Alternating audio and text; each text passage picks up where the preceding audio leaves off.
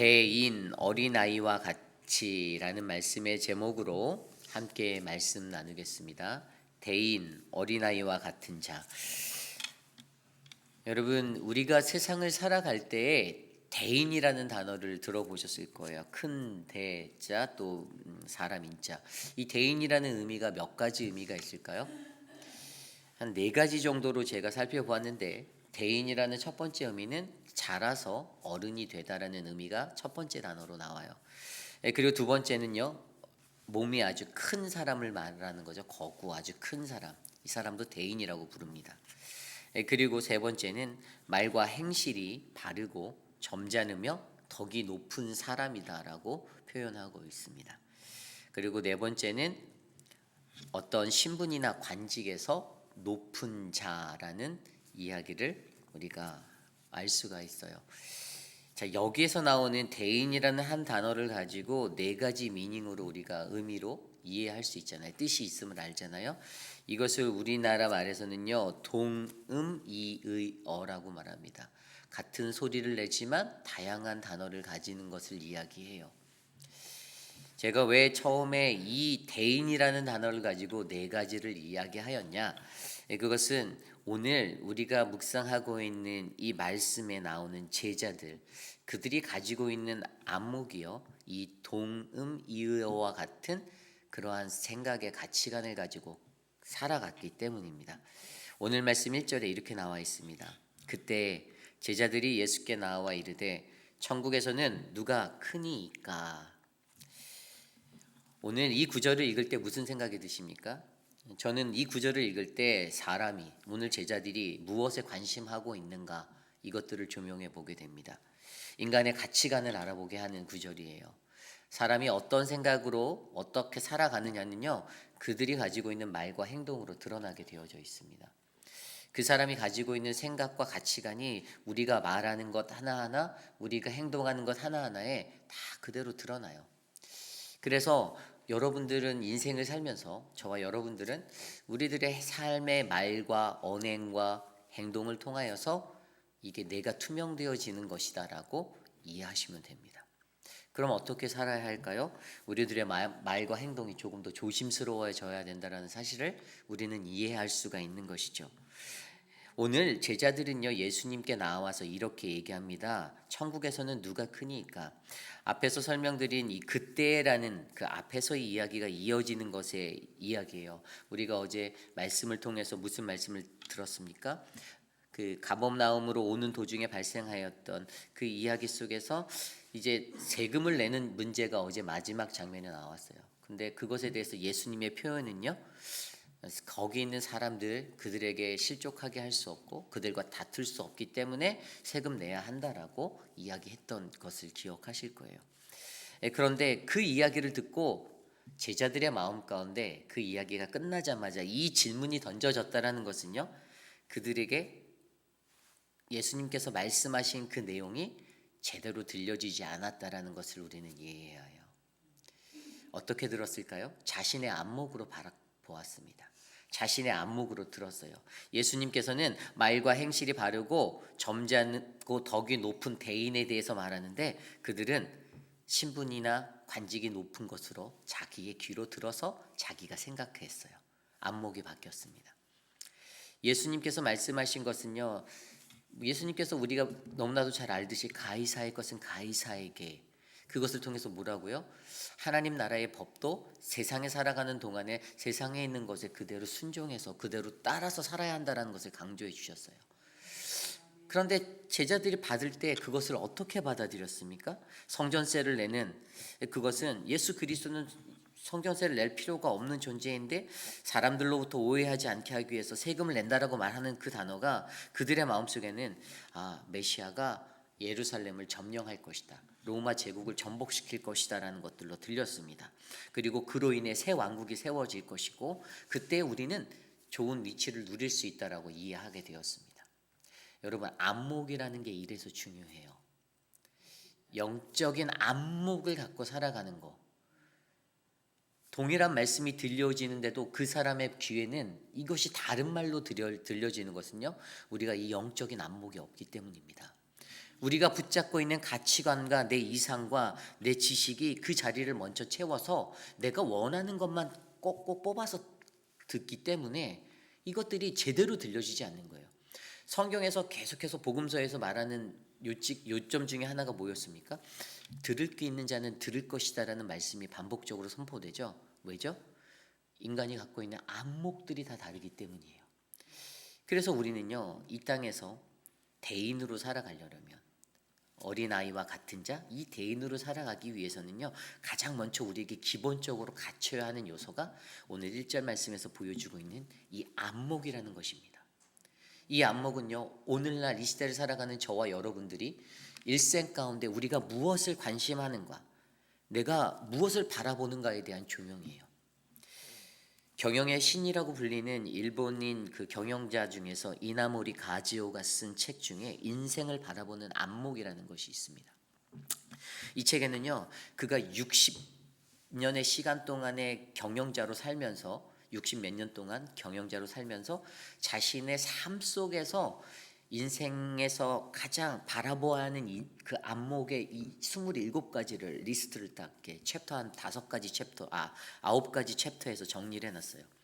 근데 그가 어떤 것들을 얘기했냐면 인생에서 가장 필요한 안목은 명랑함, 그 다음에 원망 없음, 그 다음에 신임하는 것, 진보, 현명한 것, 그 다음에 자연, 근면, 향상, 열의, 진지, 의지, 용기, 완벽, 도전, 공부, 고민, 인내, 적극, 감사, 자족, 반성, 극기, 경건, 무사, 이타, 공천, 조화라고 이렇게 27가지를 얘기했거든요.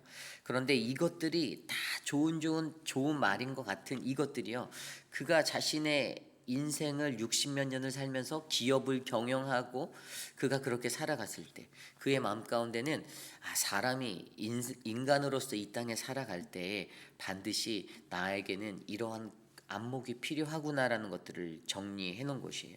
그리고 그가 그 책에서 이러한 말을 했습니다. 그가 뭐라고 말을 했냐면, 인생을 바라보는 안목, 한 번뿐인 인생을 진정한 풍요와 빛으로 채우기 위해 바로 이 안목들이 필요하다라고 그는 말했습니다. 물론 이 사람은 예수를 믿는 사람이 아니에요. 그냥 세상 속에서 자신의 인생을 기업을 경영하고 운영하고 그렇게 살아서 그 기업이 크게 되고 성화였던 그러한 곳이었어요. 그런데 그 인생을 살던 사람에게도 인생을 바르게 살기 위해서는 이러한 27가지 안목이 필요하다라고 자신이 책을 써서 선포하였는데, 하물며 예수를 믿는 저와 여러분들, 성경을 바라보고 하나님의 말씀을 듣고 살아가는 우리들에게는 과연 이 땅에서 어떠한 안목을 가지고 우리의 인생을 살아내야 할지 우리가 너무나도 잘 알지 않냐 이겁니다. 저와 여러분들이 갖고 있는 안목이 저는 바로 하나님의 말씀 안에 있는 예수 그리스도가 되시기를 소망합니다. 그 예수 그리스도라는 안목을 가지고 살아갈 때에요, 어떻게 해요?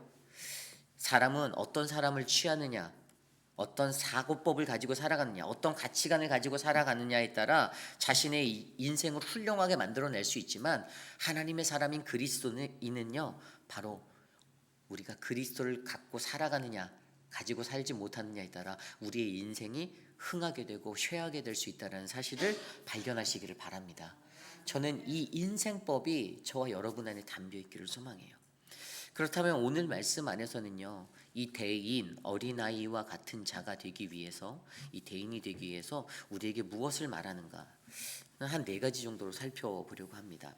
오늘 말씀 2절에 보면 예수께서 한 어린아이를 불러 그들 가운데 세우시고, 3절입니다. 이르되 진실로 너희에게 이르노니 너희가 돌이켜 어린 아이들과 같이 되지 아니하면 결단코 천국에 들어가지 못하리라. 4절. 그러므로 누구든지 이 어린아이와 같은 자를 같이 자기를 낮추는 사람이 천국에서 큰 자니라. 5절입니다. 또 누구든지 내 이름으로 이런 어린아이 하나를 영접하면 곧 나를 영접함이니라. 아멘. 그들의 질문 가운데 누가 천국에서 크냐라는 그 질문 가운데 예수님은 어린아이를 앞으로 딱 데려다 놔요. 그리고 지금 제가 읽어드렸던 2절부터 5절까지 무려 3가지 어린아이와 같은 자의 모습 3가지를 보여주는데, 첫 번째가 3절에 나오는 돌이킴입니다. 너희가 돌이켜 어린 아이들과 같이 되지 아니하면. 여러분, 돌이킴이라는 단어는 영어로 턴하는 거잖아요. 턴. 그런데 헬라어로 이 단어를 살펴보면 스트라페데라는 단어예요. 근데 이 스트라페데라는 단어는요, 그냥 돌이키는 게 아니라 스스로가 강조되어 있어요. 스스로 돌이킴이다라는 단어의 의미가 강해요. 스스로, 내 스스로, 내가. 여러분, 스스로 돌이키는 것을 기독교적인 종교 용어로 우리가 뭐라고 하죠? 회심이라고 말합니다. 회심.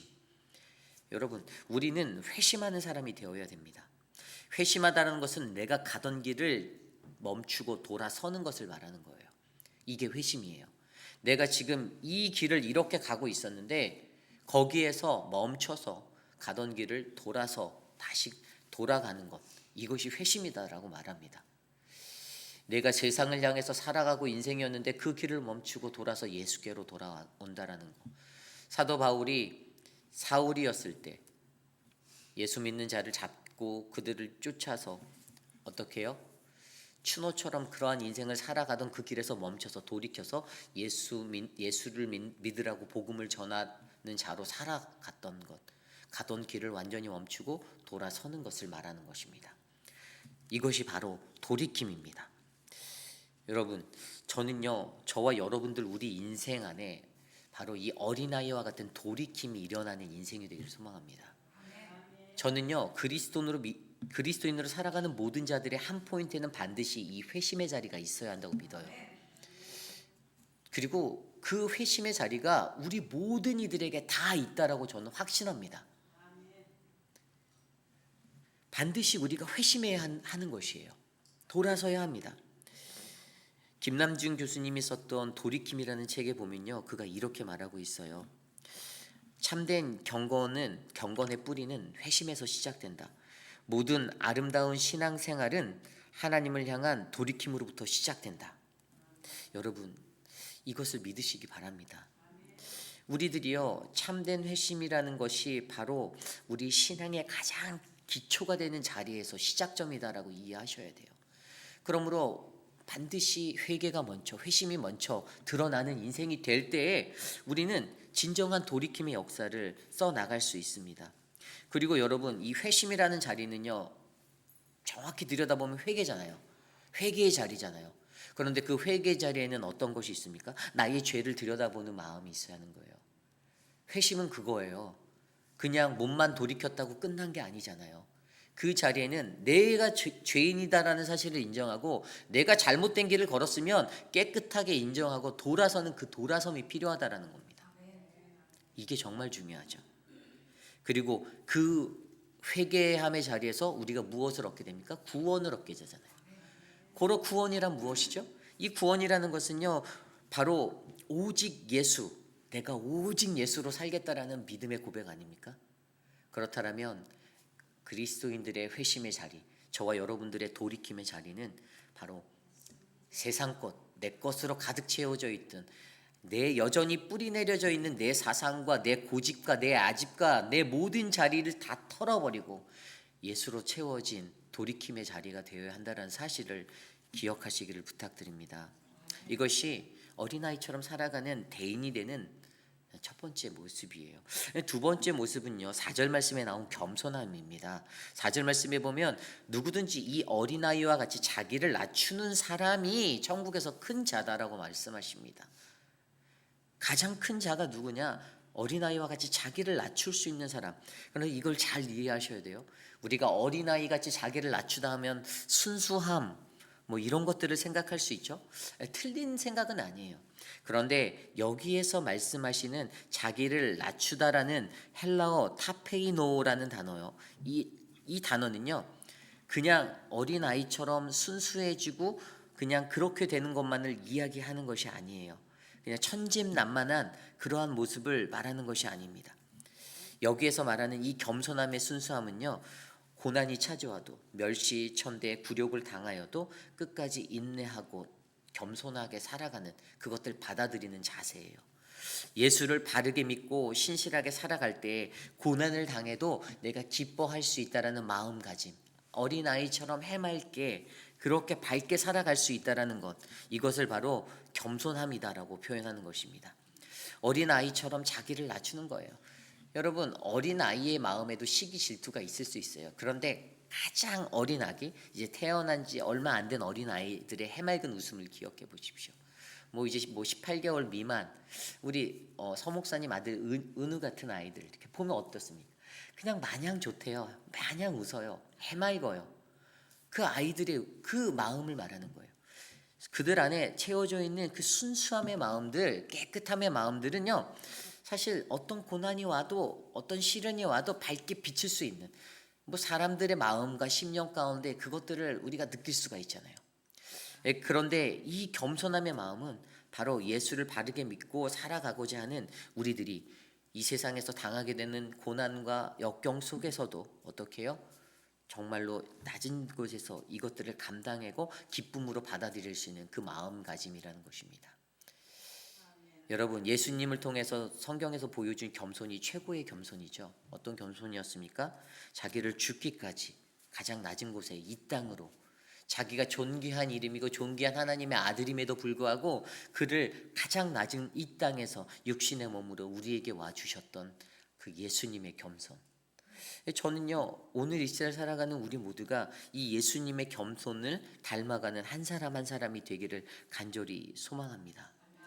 그러므로 저와 여러분의 삶에 이 겸손이 넘치는 은혜가 넘쳐나시기를 간절히 부탁드립니다. 여러분, 겸손하시기를 부탁드려요. 겸손의 반대는 뭐죠? 교만이잖아요. 고로 교만하면 안 된다라는 거예요. 여러분, 세상에는요, 우리가 사는 이 세상을 한번 들여다볼까요? 제가 이 세상을 들여다보니 이 세상에는 어떤 교만이 넘쳐날까라는 것들이 조명되었어요. 근데 제 안에 생각나는 것이 인간이 가지고 있는 교만이 지적인 교만이 있구나라는 생각이 났어요. 지식적으로 내가 좀 안다라는 거예요. 조금만 알면 나는 똑똑해, 나는 레벨업이야, 막 이런 생각들을 하는 게 인간의 마음이에요.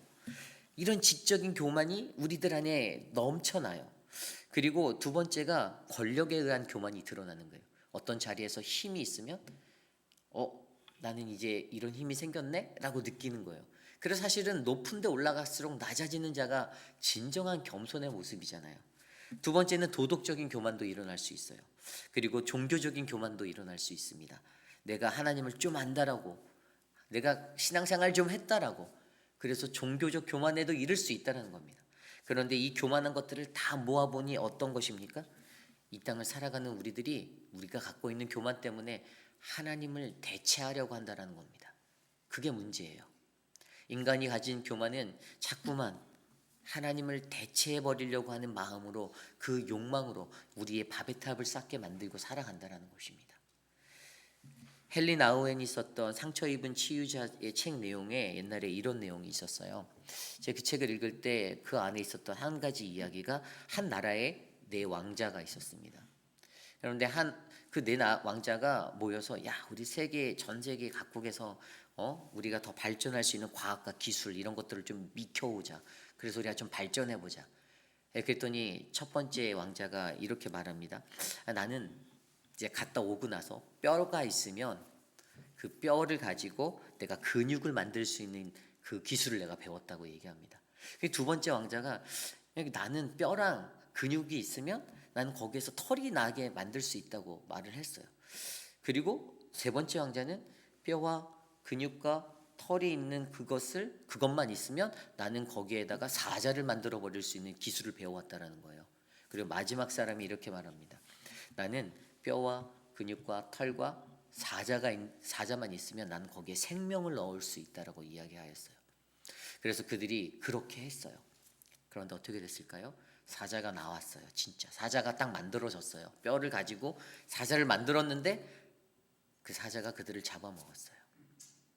자, 이게 뭐냐면 아무리 우리가 인간적으로 어떤 과학 기술을 가지고 우리가 발전하는 인생을 산다 해도 결국에 우리들의 삶은 그 과학 문명 아래 잡아먹힐 수밖에 없는 존재가 우리 인간의 모습이라는 거예요. 그런데 그것이 어떻게 됩니까? 인간의 교만이라는 것들로부터 채워져서 시작된다라는 겁니다. 그러므로 이 겸손이라는 것을 말할 때 저와 여러분이 가져야 하는 겸손은요, 바로 하나님의 말씀 안에서 예수를 닮아 가장 낮고 낮은 자리에서 살아가려고 하는 우리들의 모습이 드러나야 합니다. 저는 우리 공동체에서 여러분의 삶이 그러한 삶이 되기를 원해요. 곳곳에서 가장 겸손한 사람들이 흘러가는 공동체. 교만하지 마십시오. 아는 척하지 마십시오. 자랑하지 마십시오. 보잘것없는 것입니다. 가장 낮고 낮은 자리에서 내가 어린아이처럼 예수님의 그 겸손을 가지고 살아가도록 노력하는 우리 모두가 되시기를 간절히 소망합니다. 오늘 세 번째로 어린아이와 같이 큰 대인이 되기 위해서는요, 바로 예수의 이름으로 살아야 한다라고 말하고 있습니다. 5절에 나왔잖아요. 누구든지 내 이름으로 이런 어린아이 하나를 영접하면 곧 나를 영접합니다. 그런데 중요한 것은 영접할 때 예수의 이름으로 영접해라 이겁니다. 예수의 이름으로, in my name, 그분의 이름 안에서, 예수 안에, 이것은 무엇을 나타내냐면요, 예수의 이름에 근거한 그 영접함. 그러니까 영접하면은 반드시 예수의 이름으로 영접해야 되는데, 그 구원의 확신은 우리가 누구를 믿는가, 우리가 누구를 통하여 구원을 얻었는가에 대한 선포가 되어야 한다는 것입니다. 다른 이름이 아니에요. 예수의 이름으로 믿는 이들에게는 이 구원의 확신이 반드시 들어가야 해요. 영접하면은 이것이 있어야 합니다. 여러분, 왜 교회 나오십니까? 왜 예수를 믿었습니까? 내 친한 친구가 교회 가자고 해서? 근데 그것을 내 친한 친구가 교회 가자고 해서라고 얘기하면 예수의 이름으로 예수를 영접한 게 아니라 친한 친구의 이름으로 예수를 영접한 꼴이 되는 거예요. 여러분들은 여기 있는 목회자 때문에 예수를 믿는 것도 아닙니다. 왜죠? 십자가에 나를 위해 돌아가신 예수 그리스도 때문에 우리는 예수를 믿는 거예요. 이 절대적인 믿음의 확신이 필요합니다. 그렇기 때문에 예수의 이름에 근거하여 영접함을 저와 여러분들은 믿으셔야 합니다. 이것이 바로 큰 자, 천국에서 큰 대인, 어린아이와 같은 자, 그러한 자예요. 오늘 마지막으로 대인, 큰 자는요, 바로 타인을 존귀하게 여기는 사람입니다.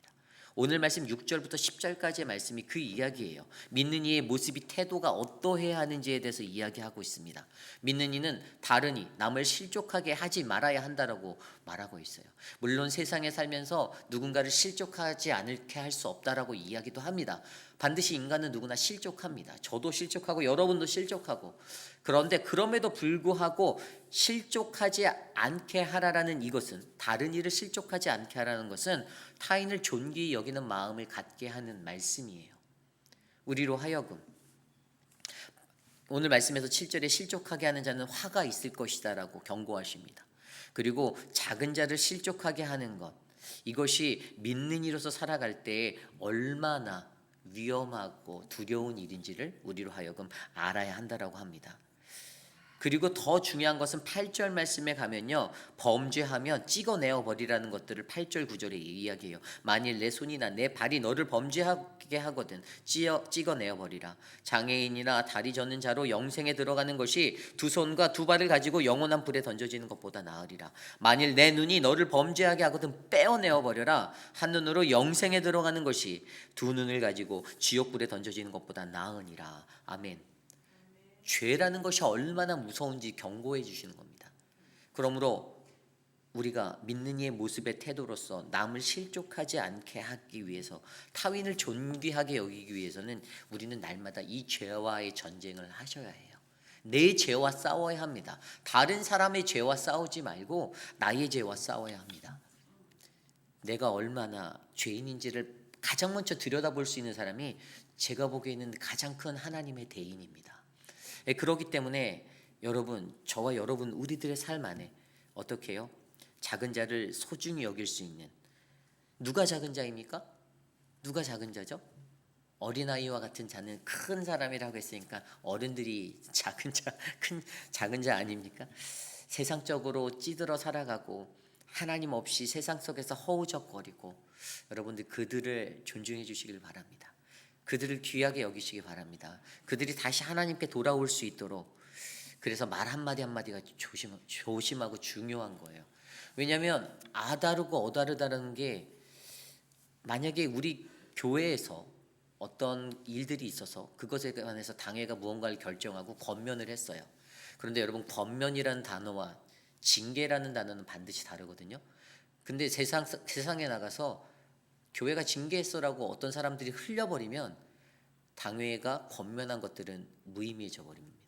신앙적인 권면을 했는데 그것을 가지고 나가서 사람들에게 교회가 징계했어라고 말할 때 이 아다루가 어다란다는 게 이게 정말 안타까운 거예요. 그런데 우리들은 그런 실수들을 하면서 살거든요. 그렇게 되면 결국에 세상 속에서 교회가 욕을 먹게 됩니다. 저 교회는 그런 교회구나. 그런데 내가 다니는 교회를 왜 그렇게 우리가 만들어야 합니까? 아니잖아요. 권면을 했다는 것은 분명히 저희는 권면을 합니다. 당신의 거룩한 신앙의 성숙을 위해 이것들을 해줄 것을 권면합니다. 우리는 권면했어요. 그런데 그것을 징계로 만들어버리는 인간의 아둔한 입과 어긋난 마음들이 넘쳐난다라는 것입니다. 그렇다면 오늘 이 자리에 선 저와 여러분들, 바로 우리들이 가져야 하는 올바른 믿는 이의 모습의 태도는 무엇일까요? 그것은 바로 다른 이를 존귀하게 여기고 한 번 더 생각해보고 내 언행과 내 행동을 지키는 것입니다. 그게 공동체에 필요합니다. 오늘 대의는요, 바로 그러한 자입니다. 누가 크냐라고 어긋난 안목을 가지고 살지 마십시오. 우리 안에 누가 크냐 작으냐 중요하지 않습니다. 하나님이 가장 예뻐하는 사람이 어떤 사람일까요? 교회에서 열심히 일하면서 입으로 얘기하는 사람을 좋아할까요? 아니면 남몰래 일하면서 말없이 숨어서 일하는 아주 침묵의 사람을 좋아할까요? 저는 후자라고 생각합니다. 내가 하는 거 왼손이 모르게, 오른손이 하는 일 왼손이 모르게 하나님이 알아주시겠지. 주님이 아시겠지. 동네방네 나 이거 합니다라고 떠들고 다니는 사람보다는 하나님은 그러한 한 사람을 더 존귀히 여긴다라는 사실을 기억하시길 바랍니다. 그러므로 오늘 저는 이곳에 모인 우리 모두가 하나님 나라의 대인이 되길 원합니다. 그 대인은 신분이나 관직이 높은 자가 아닙니다. 그 대인은 어린아이와 같이 바로 돌이킴과 겸손함과 예수의 이름으로 그리고 타인을 존귀히 여기는 모습으로 살아가는 저와 여러분 우리 모두가 되시기를 간절히 소망합니다. 오늘 주신 말씀을 놓고 함께 기도하기 원합니다. 하나님, 우리 안에 주님의 은혜가 넘치기를 소망합니다. 주님의 은혜가 가득하기를 소망합니다. 하나님, 어리석은 인생 되지 않게 도와주십시오. 하나님 나라의 대인이 되게 하여 주십시오. 하나님, 우리의 자리 욕심, 내가 원하고자 하는 거 하나님 얻기 위해서 신앙생활하지 않고 하나님 주님 앞에 서지 않게 하여 주십시오. 하나님, 가장 낮은 자리에서 가장 낮은 모습으로 주님을 바라보고 하나님 돌이키고 겸손하고 예수의 이름으로 타인을 존귀히 여기는 그 믿음의 모습으로 살게 하나님 은혜를 베풀어 주옵소서. 함께 기도합니다.